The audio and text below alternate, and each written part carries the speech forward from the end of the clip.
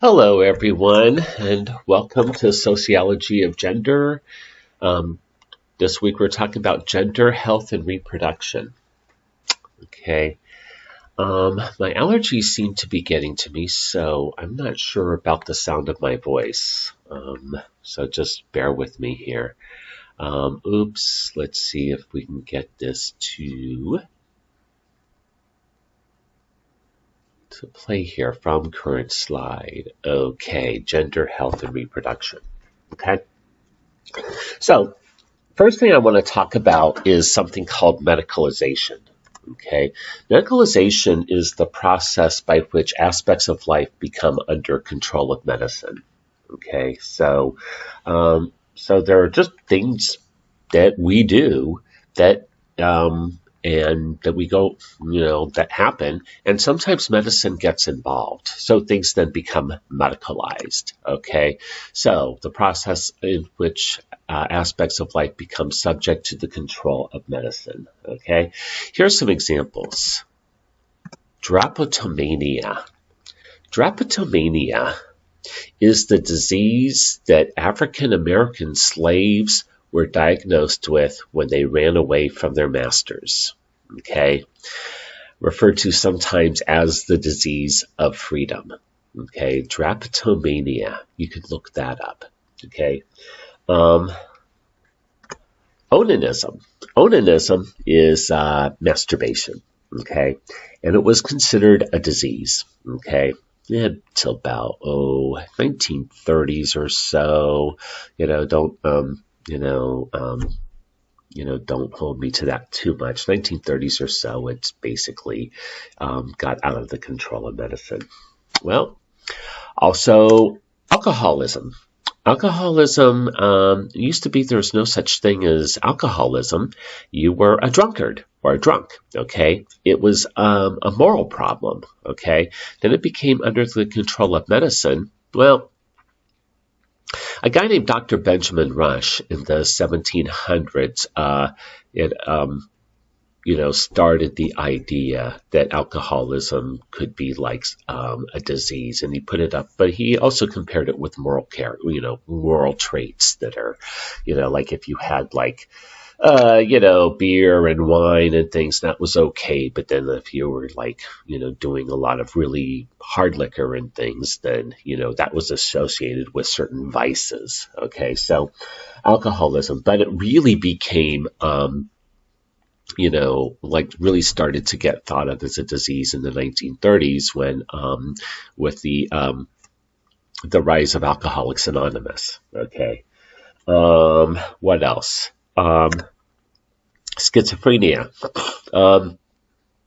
There was, it used to be that there was no, or a lot of mental health issues and things. Schizophrenia was one of them, is that you weren't schizophrenic, you were mad, okay? You may be possessed by demons. And one quote unquote cure for that was the physical thing, but it was like drilling holes in your skull. Something called trephination, okay? ADD, ADHD, or homosexuality, I should say, okay, is the next one. Homosexuality used to be considered a mental disorder, but it was removed from the Diagnostic and Statistical Manual for Mental Disorders, or DSM, the DSM in 1973. Putting it in the DSM and taking it out was all political. It was never, thought of as it was never thought of as well, let's just say it was political. There has always been homosexual acts, but as I've said before, homosexuality was, as a person that is homosexual, wasn't thought of until 1869 or so, when Carl Westphal had the diagnosis of contrary sexual feeling. Okay, ADD, ADHD. Okay, or hyperactivity, hyperkinesis. Interesting thing about this is that in, I think it's the 1930s, some guy was experimenting um, with amphetamines on children for some reason, and he noticed that some children got calmer. So the social control mechanism was invented before the condition. Okay. Let's see. And by the way, most of this I get from Conrad and Schneider's book on deviance and medicalization. Okay, so Peter Conrad and Joseph Schneider. So Joseph, Peter Conrad later wrote a book on the medicalization of society and addressed a lot of this stuff. But then I came up with an idea a while ago, and I'm not the first one to come up with this. So, but it's ugliness. Okay. If you are, is this on the slide? I don't think so. Okay. If you are ugly, then you can go to a doctor and become attractive. Okay. Think about things like plastic surgery, or think about things about, acne. Okay. I first realized this when I saw a television commercial in grad school about how important your face is. It's a picture. There were like shots of young people doing things like skateboarding and playing the guitar and things like that, and how important your face is. So ask your parents to get you a prescription for this medication. I'm like, wow, even being ugly is medicalized. Okay. Now, when I say this, it's like, I know that's medicalization of ugliness sounds harsh, and I'm not, ugliness is a social construction. Just leave it at that. Okay. So there's been a whole history of the medicalization of women's bodies. Okay. And we're going to get into this in the video assigned for this week, also the documentary assigned for this week. Neurasthenia, okay, was a diagnosis. Let's see. Let's talk first of all about a woman named Charlotte Perkins Gilman. Let's talk about what this neurasthenia is, okay? Let's see. Condition characterized by general lassitude, irritability, lack of concentration, worry, and hypochondria, okay? A woman named Charlotte Perkins Gilman, who's a sociologist, but she also wrote a story called The Yellow Wallpaper, and you may have read it. Let me know if you've read it, okay? She was an academic, first-wave feminist, and some include her as part of the sociological canon, okay? Let's see. And she went to a guy named S. Weir Mitchell, known for his rest cure, okay?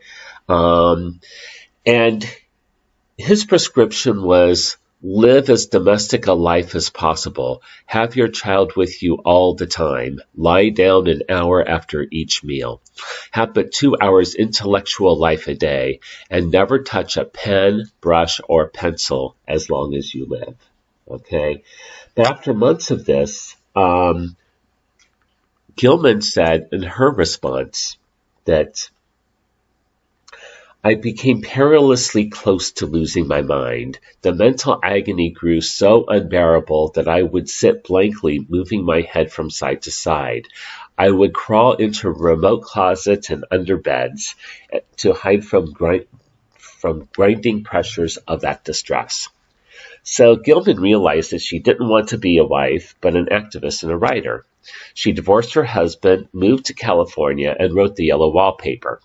And Weir, after reading The Yellow Wallpaper, retracted his claims about the rest cure. Okay. Hysteria. And there will be more about this in the video, too, that we see. Okay.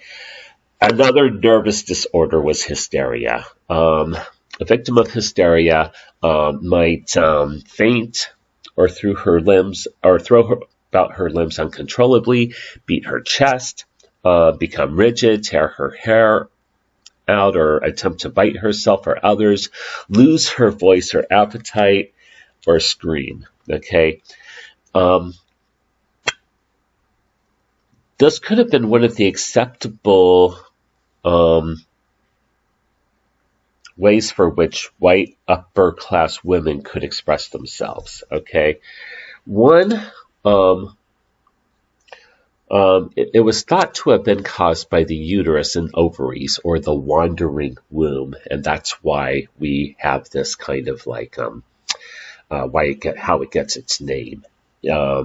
Hysteria, as in as related to the uterus. Okay, you know the prefix hist, as in hysterectomy, hysteria, like related to the uterus.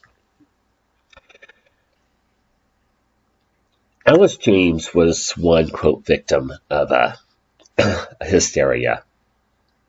Said, conceive of never being without the sense that if you let yourself go for a moment, okay, you must abandon it all. Let the dikes break and the flood sweep in, acknowledging yourself abjectly impotent before the immutable laws. When all one's moral and natural stock in trade is a temperament forbidding the abandonment of an inch or the relaxation of a muscle, 'tis a never-ending fight. Doctors recommended certain treatments, including suffocation, beating across face and body with wet towels, embarrassment, psychoanalysis from Freud. Okay, he later came along. So everything women had. Castration was another thought here. But another one, to give you a little preview, is hysterical paroxysm. That is how vibrators were invented. A hysterical paroxysm is basically an orgasm. So when you get to the video today, when you get to Passion and Power, the technology of orgasm, that's about the invention of vibrators and how they were medical devices. Okay, so also, if you are interested, look up a play called In the Next Room, or the Vibrator play. Okay. Back to female castration a little bit. It became big in order to treat almost any disorder. There was one gynecological surgeon that estimated that there were 150,000 women who lost their ovaries. Okay. So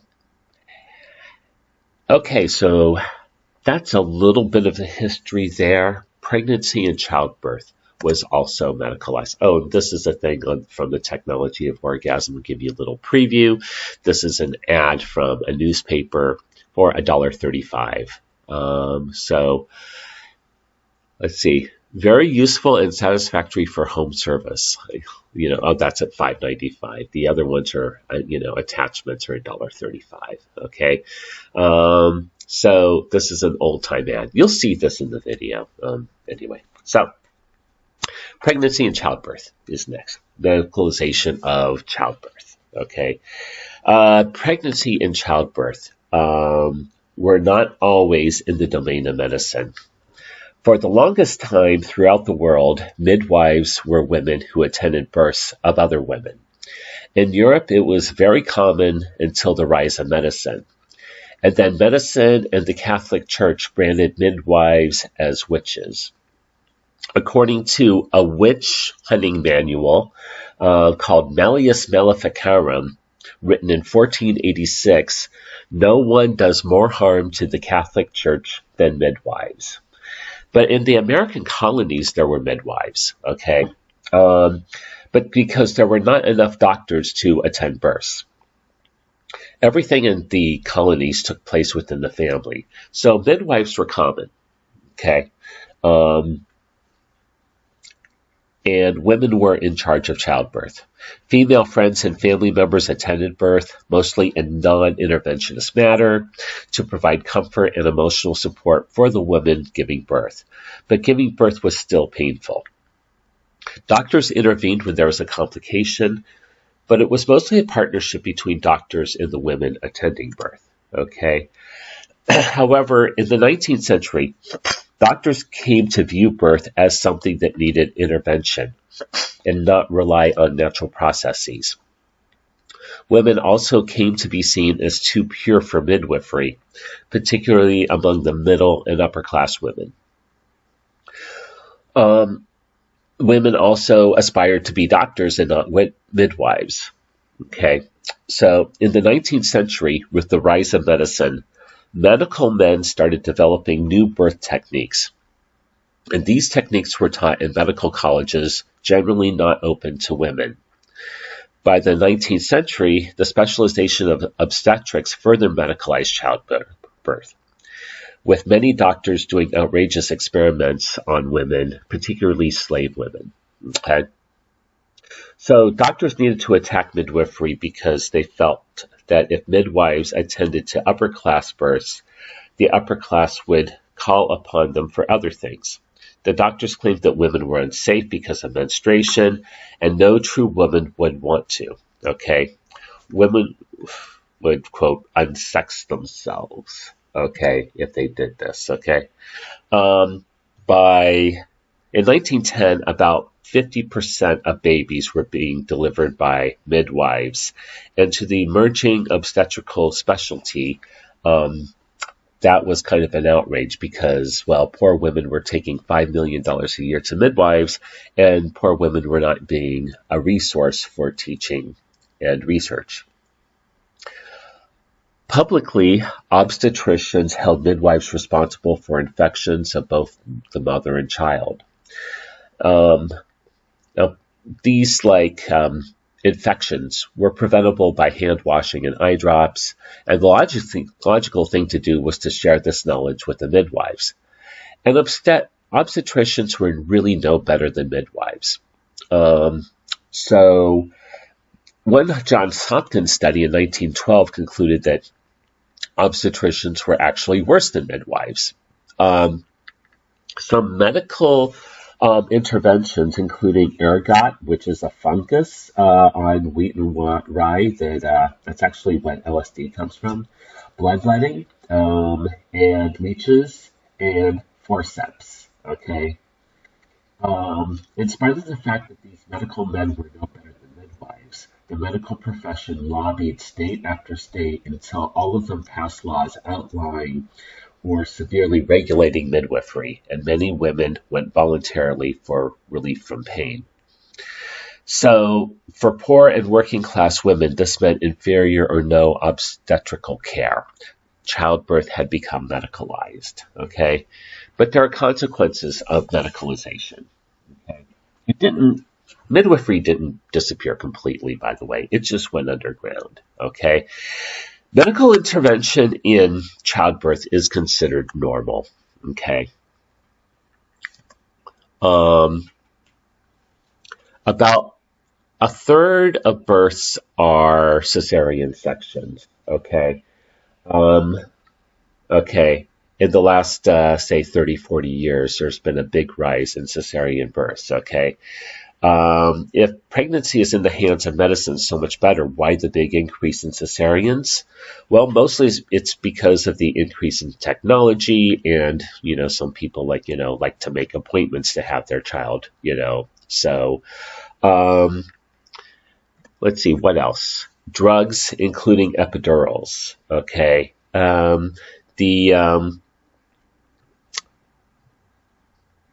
Sometimes sometimes pain control is like a good thing, okay?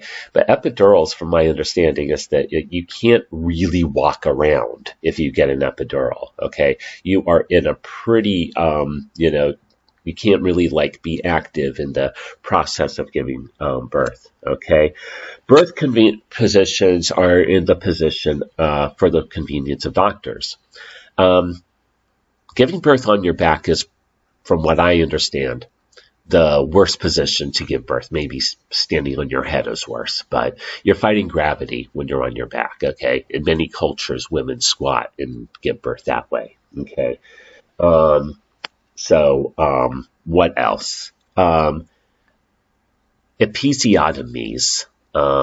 That's where you slice open the area, the perineum area, to make the birth canal wider, okay? That can lead to infections, especially if it's done wrong, okay?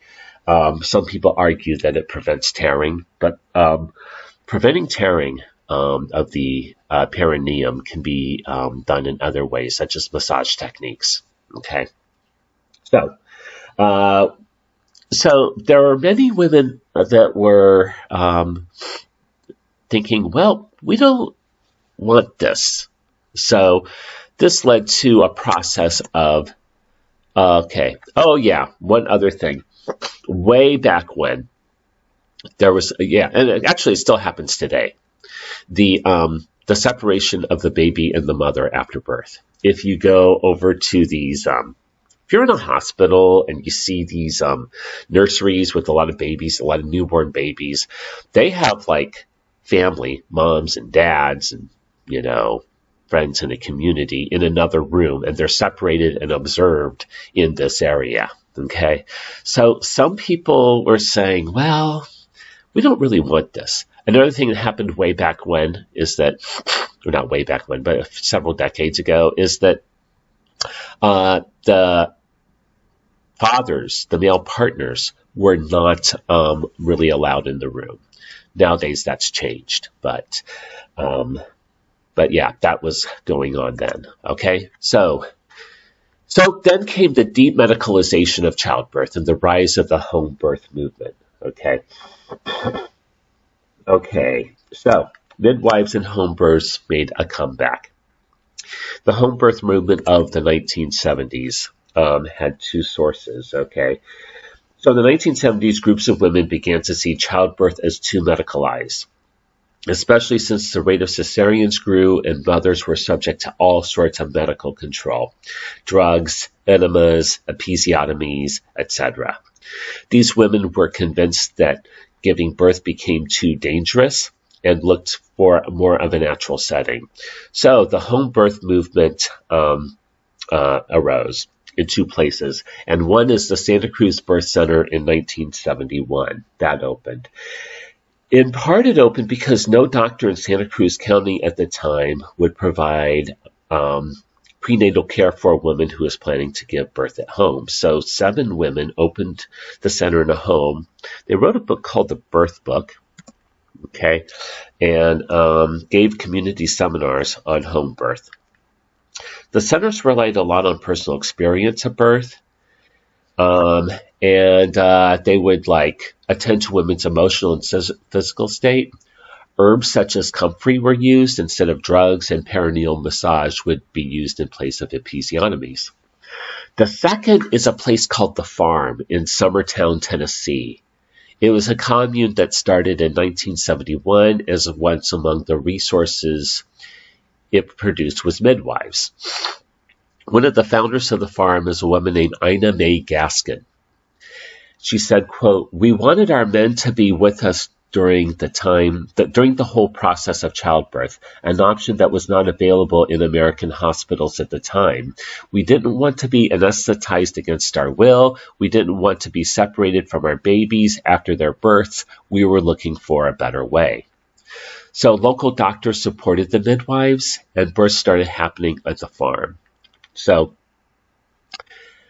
at the Santa Cruz Birth Center and the farm, these were safe, okay?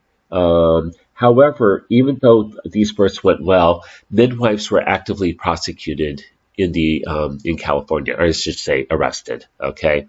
The first arrest was 3 midwives from the Santa Cruz Birth Center charged with practicing medicine without a license. It was eventually dropped, but the California Supreme Court ruled that pregnancy was a, quote, physical condition and that unlicensed persons could not treat physical conditions. In light of this ruling, bills to legalize midwifery came to the legislature in ensuing years. And in 1993, California passed the midwifery. Oh boy, allergies. Okay.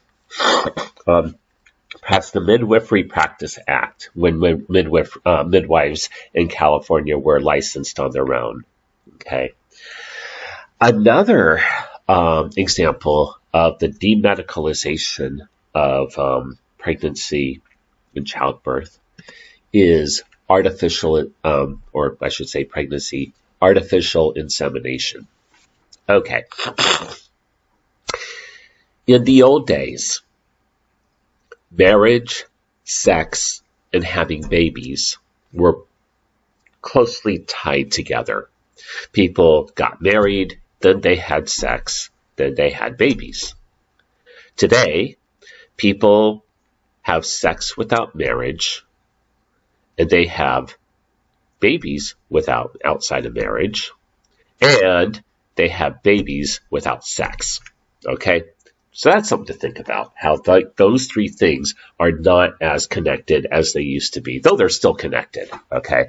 But still, there are ways around all of it, partially because of artificial insemination. Okay, this was a medical procedure, and it still is, okay, as a treatment of infertility, okay, quote, treatment, I should say. Physicians were the first to develop the procedure. Patients and physicians believed that physician skills were important to perform insemination, and it was only sought as a remedy for married couples' infertility. So, if a married couple was, quote, infertile, they could go to a doctor, and doctors were paid to perform the procedure. And the physician acted as an agent of social control due to legal controls on artificial insemination. Okay, so they would only treat certain people, like a married couple. Okay, not a single woman, not a lesbian couple, etc. Okay, it's a very simple procedure. One medical textbook said, since very little medical training is necessary and no elaborate instruments are required, artificial insemination can fall into the hands of charlatans and quacks. Okay, it's a very simple procedure. All you need is a turkey baster. Okay, so many doctors refuse to assist single women to inseminate. Therefore, women started organizing and opening up sperm banks. Okay, so, for example, in 1978, staff physicians at the Feminist Women's Health Center in Los Angeles started providing sperm from commercial sperm banks to women who wanted it. In 1980, the Northern California Sperm Bank was opened in Oakland with the express purpose of providing sperm to unmarried and married women. And in 1982, the Sperm Bank of California opened. Okay, so your in-class assignment today is actually going to go to the Sperm Bank of California and shop around for some donor sperm. Okay, that's what I want you to do. Is like peruse the website, get a sense of it, because if you go to the website, you would be provided with a lot of information about the donor. So look at the donor catalog. These include ethnicity, skin color, eye color, height, weight, and blood type, and family history. The donors provide what languages they speak, their hobbies, their math skills, their mechanical and athletic skills, their personality type, whether they want their identities released.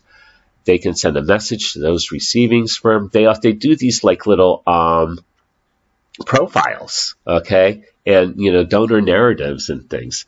I want you to analyze those a little bit, because it's like, this is sperm. Why are we shopping for sperm this way? Okay, I've often wondered about this, and so then I read an article called "The Father as an Idea" by Rosanna Hertz, okay, states that she interviewed 28 women who had artificial insemination through anonymous donors, and that these women used to construct narratives about the sperm donor to help construct the self of the child. Okay. She says, quote, "The accounts that women give to their children about paternal kinship and how the accounts arise construct fatherhood as more ghost-like than real and play an important role in how children construct the self, much like bedtime stories." Okay. So the self is a mental construction of the person by the person.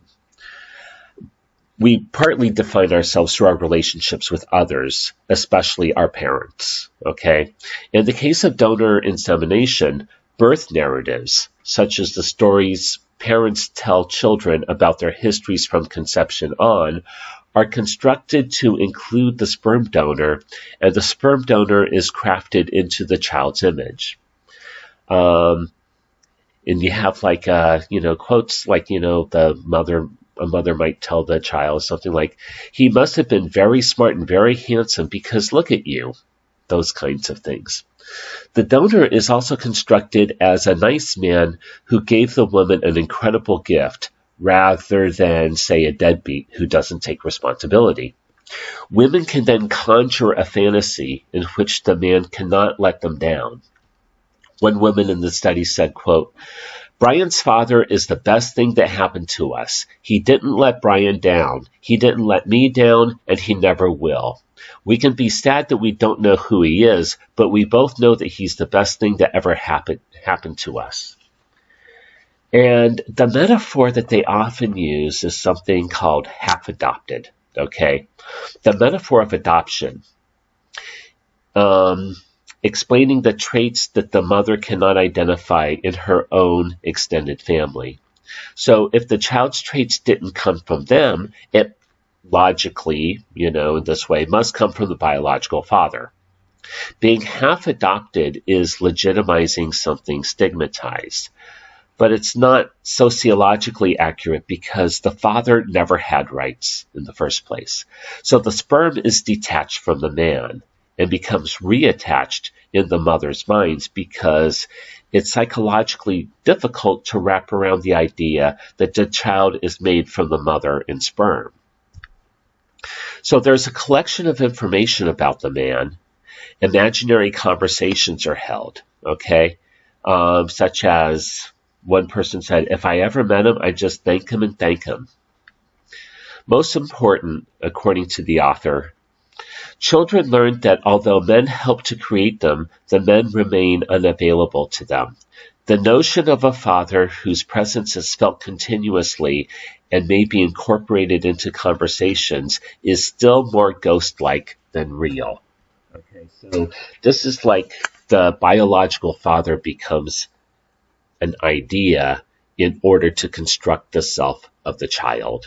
Okay, so that's why these donor narratives are important. So with this in mind, go to the Sperm Bank of California's website and do the in-class activity. Okay, and with your video today, think of the video today in terms of medical control of women's bodies on the one hand, and then liberation on the other hand. Okay, this is and look at that relationship. Of course, there's a relationship, but how women went about getting liberation and control over their bodies away from medicine is something that is, I think, very interesting. So, that's all for now. So, take quite a while perusing that website and doing this activity. I think you'll like it. Okay. That's all for today, and a reminder that next week your cross-dressing assignments are due. Okay, and I will talk to you then. Okay, bye.